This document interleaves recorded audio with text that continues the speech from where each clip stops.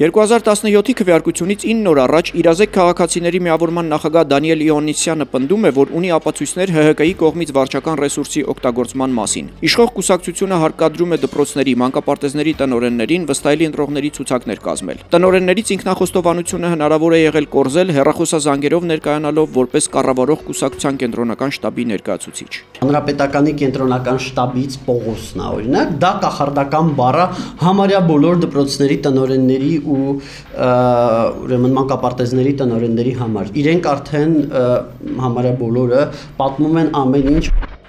Գագիկ Ծառուկյանն այսօրը քարոզում էր Արարատի մարզում, որտեղից ռեյտինգային թեկնածու է իր փեսան, Արգամ Հովիկի Աբրահամյանը։ Ծառուկյանը պատասխանում է կոալիցիա կազմելու հնարավորության մասին հարցին։ Այսօր ոչ թե Ծառուկյանը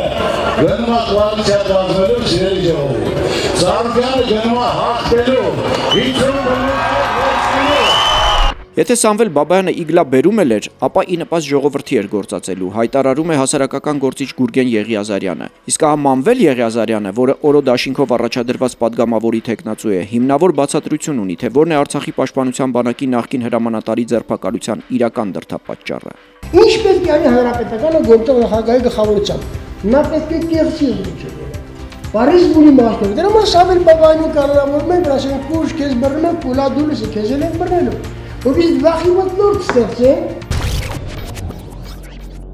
Սերժ Սարգսյանին պետք է դատել նախընտրական խոստումները չկատարելու համար։ 2012-ին Սյունիքի մարզում իրականացվող քարոզարշավի ժամանակ հայտարարում է Հայ ազգային կոնգրեսի ներկայացուցիչ Հրանտ Բագրատյանը։ Ըստ նրա, վերջին 4 տարվա համար Սարգսյանը միայն մի բան չի խոստացել, սակայն կատարել է։ Մենք ունենք ինքնասպանության աճ 40 անգամ։ Սերժ Սարգսյանը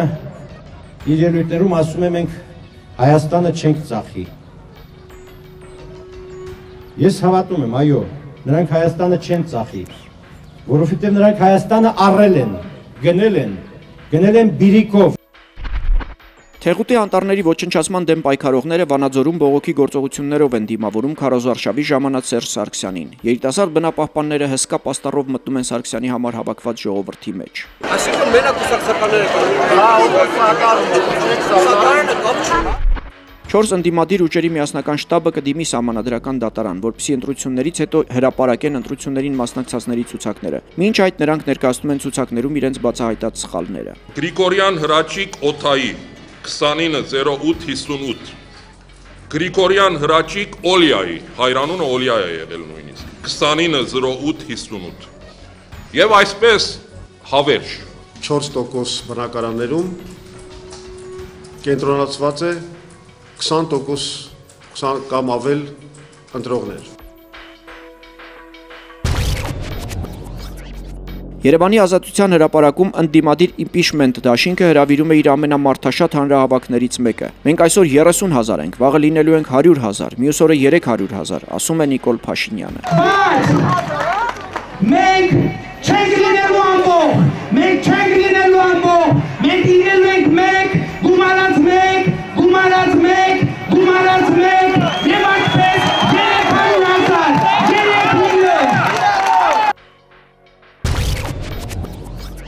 2003-ին Արդարություն դաշինքի նախընտրական հանդիպումն ընթանում է հորդառատ անձրևի տակ։ Վազգեն Սարգսյանի եղբայրը խոստանում է, որ խորհրդարանում դաշինքը զբաղվելու է Ռոբերտ Քոչարյանի պաշտոնանկության հարցով։ 4 խոսափողերից էլ խոսելու եմ, ասում է Արամ Սարգսյանը։ 1999-ի ընտրություններից 9 օր առաջ ԱԺՄ-ն հայտարարում է, թե իրենցից բացի իշխանության են հավակնում նախկին թալանչիները եւ նրանց այսօր սատարողները։ Մեր մոտ կամած հերոսին եկավ փոխարինելու մի կերպար, զորվա,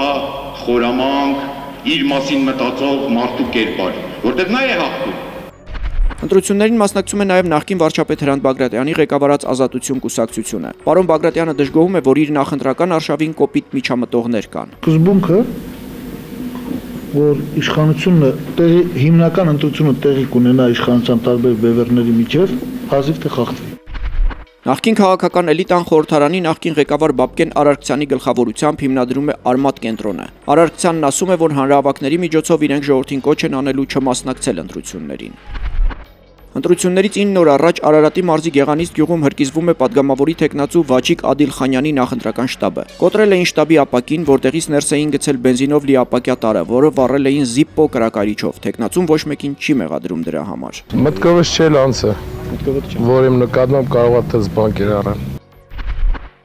Միասնություն դաշինքի եւ դաշնակցության ջրերը 1999-ի քարոզարշավի օրերին մեկ առվով չեն հոսում։ Նախագահ Ռոբերտ Քոչարյանը դա նկատել է։ Ես չէի միջամտնում, բայց կարծում եմ, որ նաեւ այդ միջամտության կարիքը երևի կա։ Ինչ վերաբերում է Կարեն Դեմիրճյանի եւ Վազգեն Սարգսյանի ղեկավարած միասնության հաղթանակից հետո իր հնարավոր հրաժարականին, Քոչարյանը դա անլուրջ է համարում։ 1995-ի ընտրությունից 9 օր առաջ ընդդիմադիր Աշոտ Մանուչարյանն Ազատության հրապարակում առաջարկում է, որ ընտրությունները Հայաստանում անցկացվեն ամեն տարի, քանի դեռ ընդդիմությունը չի հաղթել։ Նույն օրը Ղարաբաղ կոմիտեն եւ ՀՀՇ-ն համատեղ ընդունում են հայտարարություն։ Խորհրդարանում չպետք է տեղ գտնել անցյալի գործունեությամբ սնանկության մատնված իշխանության ներկայացուցիչները, կուսակցական, պետական բարձրաստիճան պաշտոնյաները, բյուրոկրատները, կաշառակերները եւ ծառայամիտ մտավորականները։